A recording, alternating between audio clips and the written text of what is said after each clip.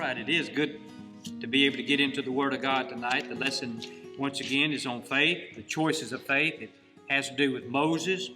And like a lot of these, there's just one verse or two verses. Moses, he's got like 7 verses, and rightfully so. So let's go ahead and begin in Hebrews 11:23. By faith, Moses, when he was born, was hid 3 months of his parents because they saw he was a proper child. And they were not afraid of the king's commandment. By faith, Moses, when he was come to years, refused to be called the son of Pharaoh's daughter, choosing rather to suffer affliction with the people of God than to enjoy the pleasures of sin for a season. Boy, that's a good text, isn't it? Yeah. Esteeming the reproach of Christ greater riches than the treasures in Egypt, for he had respect unto the recompense of the reward. What was he looking for? He was looking for that eternal reward, not to live in the lap of luxury, because, folks, he would have lived in the lap of luxury. Let me keep reading. By faith he forsook Egypt, not fearing the wrath of the king, for he endured as seeing him who is invisible.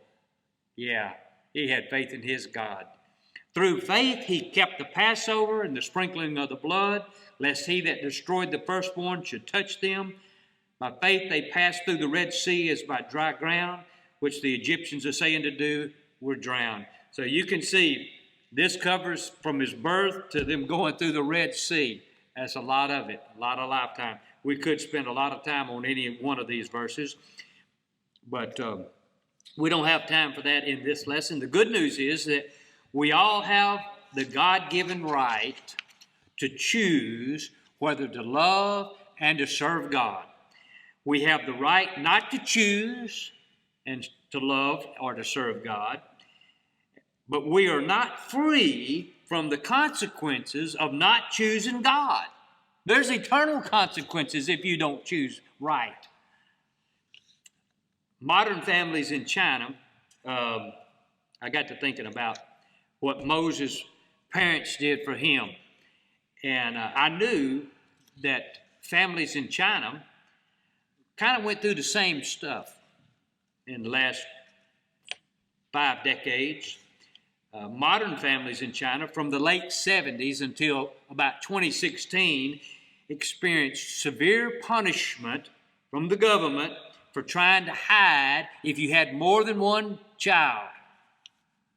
And I've read reports of women hiding 2 extra kids, and then you read where they caught them and great consequences or forced abortion on them and just horrible things that went on over there. Moses' parents, they were faced with an immoral law, just like some of them people in China was faced with an immoral law. It's unlike here in America where they don't force you. They might try to put pressure on you to have an abortion, but they can't force you. Not yet, anyway. But Moses, they were faced with an immoral law. So are you going to listen to the law of man, or are you going to listen to the laws of God? You got that choice. This law came about because Egypt looked about and they go, man, Israel is getting powerful. If they decided to turn against us, we wouldn't have a chance. So that's why they enacted this law. Now, I don't know if you remember, but Moses had an older sister and an older brother, and we know their names. His parents, the quarterly writer stated, the parents recognized God would use him. That's what the quarterly writer wrote. I don't disagree with that. I've told y'all a lot of times, the Old Testament don't tell us everything. There's a reason his parents conducted themselves the way they did. There's a reason that they had faith and that they hid him. And so, but Miriam, the Jews have this saying about Miriam, his older sister, that the Spirit of God came upon Miriam, and she prophesied, saying, behold, a son shall be born to my father and mother at this time, who shall save Israel out of the hand of the Egyptians. That's what the Jews believe to this day.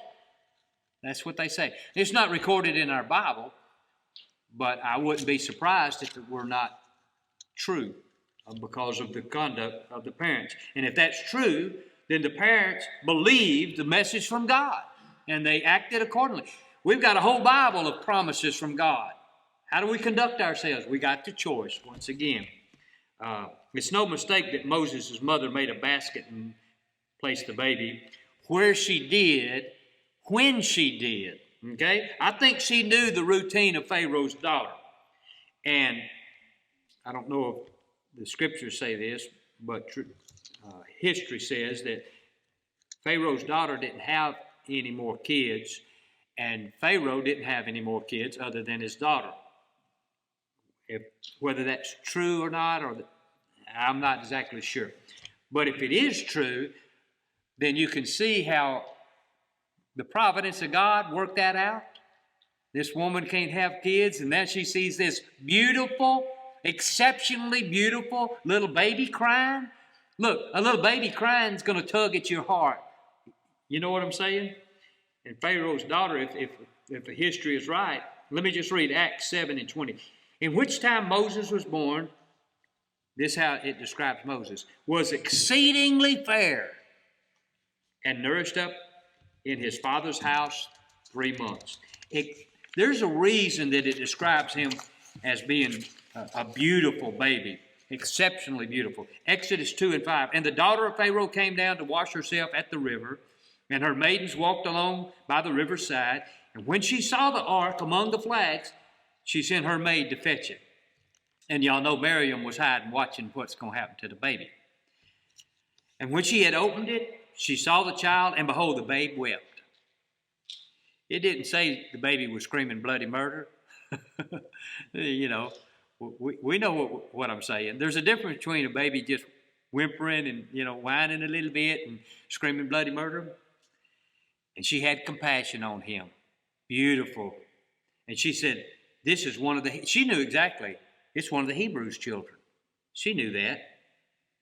But two things come to my mind. The child, its exceptional beauty, and the child wept just at the right time. Of course, the daughter of Pharaoh, if she was childless, was moved to raise this beautiful child as her own. And God's hand moved to save this child because God had plans to use him. Moses' mom even was paid to nurse her own son. Now, ain't that a blessing? Yeah. She got paid. Any of you ladies get paid to raise your own kids? Cole, are you paying Sarah? Okay. Do not forget that God had made promises to this nation. This nation had promises. Moses' parents knew about the promises. We're not staying in Egypt. Because I think Moses knew he was supposed to be used of God. I think that's why he killed one of the Egyptians. But it didn't work out then. Sometimes you got to wait for God to work things out. The choices that Moses made were made by faith in his God, though. He chose God over the pleasures of the world. He knew his reward of choices. Choosing God outweighed anything that the richest nation on earth, and that was Egypt, could provide him. He could have, man. Have any of y'all ever wished y'all had won the lottery? Like, okay, man, I could retire, Then, your wife can retire. All your kids can retire. We can all be on Easy Street. Folks, he could have been on Easy Street. But no, I would rather serve God than be that. So we finally made it to the first point. Choices of faith cannot be based on human reasoning. The faith of his parents resulted in him being educated in all the wisdom of Egypt. There's no way that Moses would have been educated the way that he was educated if that law wasn't in effect and they hadn't put him in the river and the Pharaoh's daughter raised him. He was in a position, they speculate, history does, that he would have been the next Pharaoh because there was no other kinfolk but him. He would have been the next in line. And when you think about that, it's like, whoa. Hebrews 11:24. By faith, Moses, when he was come to years, refused to be called the son of Pharaoh's daughter, choosing rather to suffer affliction with the people of God than to enjoy the pleasures of sin for a season. And when it says a season, it don't mean for a month, like fall season. No, that's the rest of his life on planet Earth before he died. That's the season they're talking about. That's what he had the opportunity. That's what he turned down. Esteeming the reproach of Christ greater riches. Folks, we know you can't take it with you. I mentioned Sunday Elon Musk. Did I say that right? One of the richest men in the world. He can't take that with him, can he? He needs Jesus Christ. He might go to Mars, but it ain't going to do him no good without Jesus Christ. Most people choose pleasure of sin instead of living for God. We know that. Moses chose the God of Abraham, of Isaac, and Jacob, of his forefathers. He had faith in the true God. Proverbs 14:12. There's a way which seemeth right unto a man, but the end thereof are the ways of death. Too many people choose the wrong way. Moses basically chose slavery instead of wealth and a position of power. That is why he refused to be an Egyptian. Because living for God in this life is, even if it means poverty now, right now, cannot compare to the blessings that we're going to receive in heaven for all eternity.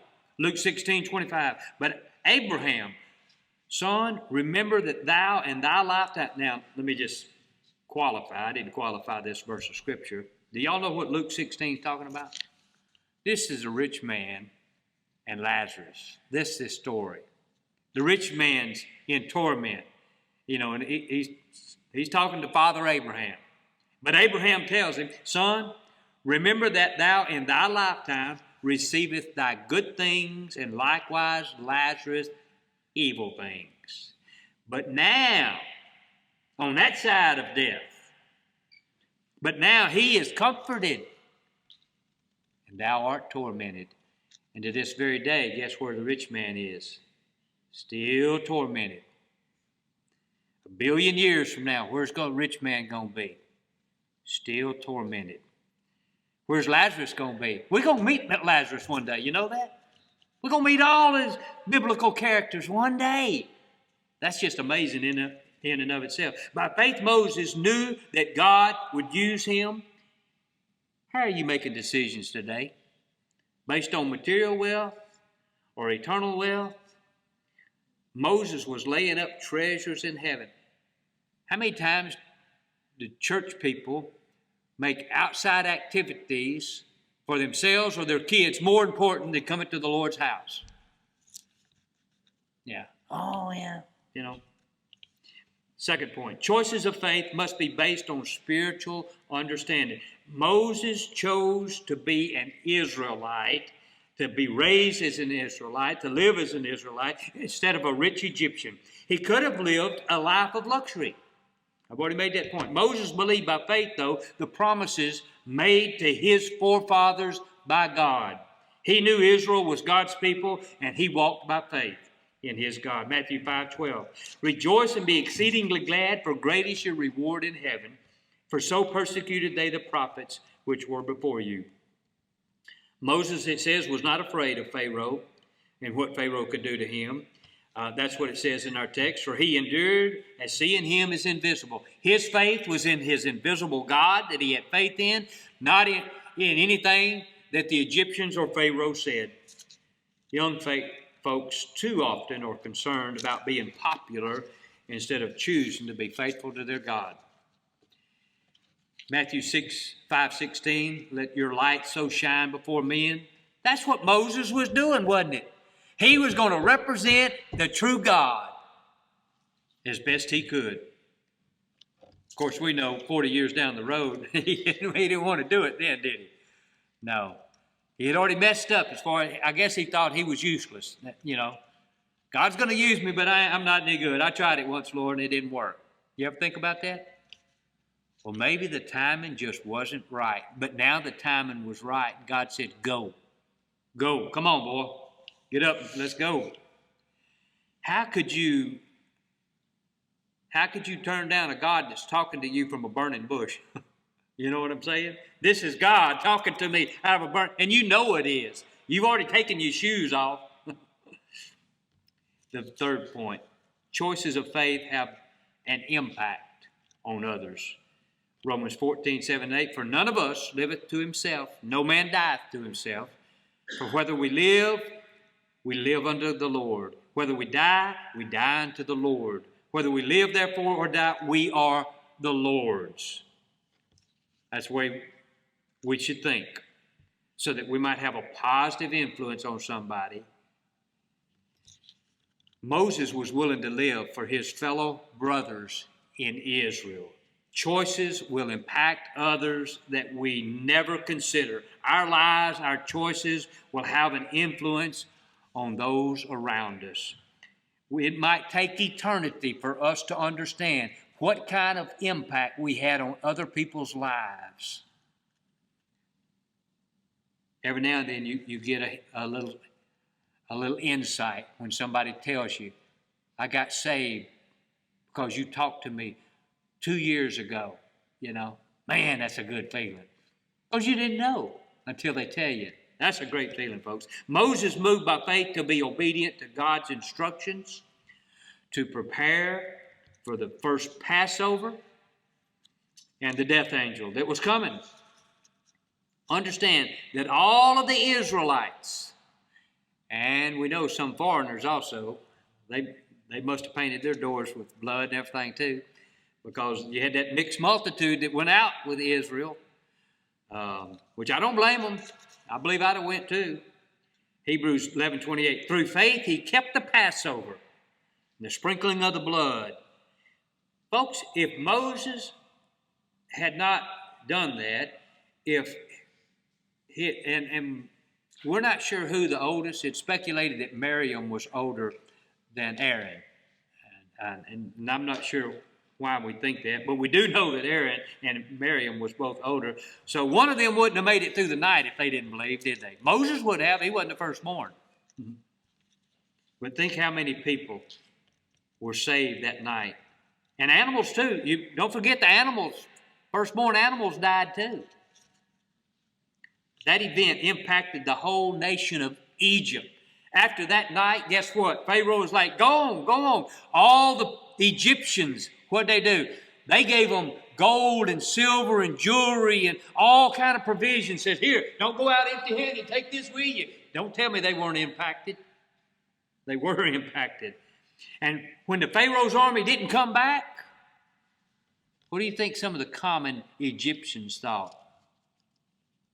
Of course, Pharaoh didn't come back either, did he? I guess he went out there. It doesn't say anything that he didn't, does it? It said they were all drowned. So the whole army's gone, you know. Not long afterwards, Pharaoh regretted his decision.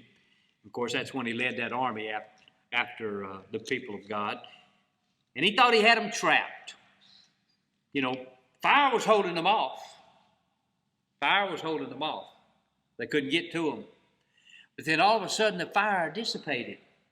Why did the fire dissipate? Because the nation of Israel had gone across on dry land. They was on the other side. And the Egyptians like, well, look at that, we can go too. So they went. It just didn't work out too well for them, did it? So a lot of people think they're going to go to heaven because they've heard about it, all the wonderful things about it. They even know about Jesus. Pharaoh and that army, they knew about Moses. Believe me, everybody knew who Moses was in Egypt. Everybody. Hey, let's follow Moses. Let's go get him. It ain't going to work out for a lot of people. They're not going to ever get across to the other side. They're never going to get across. Moses, by faith, again, moved to lead Israel across on dry land. You know, they was arguing with Moses. Hey, let's go back to Egypt. Let's go back to Egypt. Let's go back to Egypt. Food's a lot better anyway. Hebrews 11:29. By faith they passed through the Red Sea as by dry ground, which the Egyptians, essaying to do, were drowned. living by faith will impact not only your life, but other lives all around you. It will open doors of opportunity also to tell people about Jesus. Let's stand at this time as we close it.